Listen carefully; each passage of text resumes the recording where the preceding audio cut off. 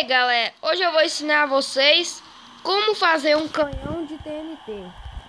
Você vai precisar de obsidian, de TNTs, água e redstone só.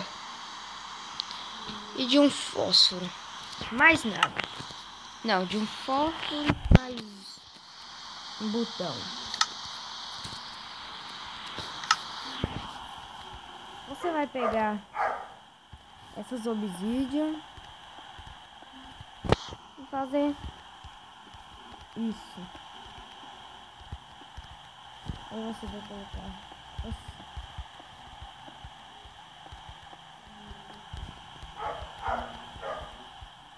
Aí você vai deixar assim. Aí você vai colocando as TNTs aqui e uma aqui. Você coloca no lugar, você coloca 1, 2, 3, 4, 5 redstone. No outro você coloca 1, 2, 3, 4, 5, 6, 7 redstone. Aí você vem e coloca o botão aqui embaixo.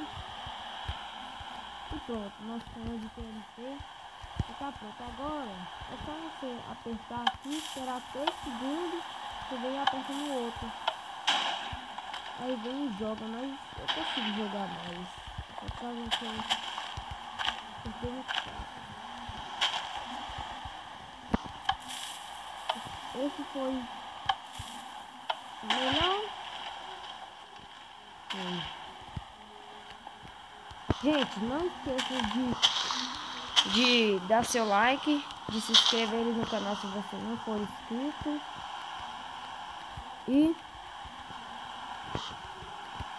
só. Ah, galera, eu não sei quanto segundo tem que esperar isso, mas eu sei que até quando tá perto da TNT estourar. Aí, deixa eu ver quantos segundos.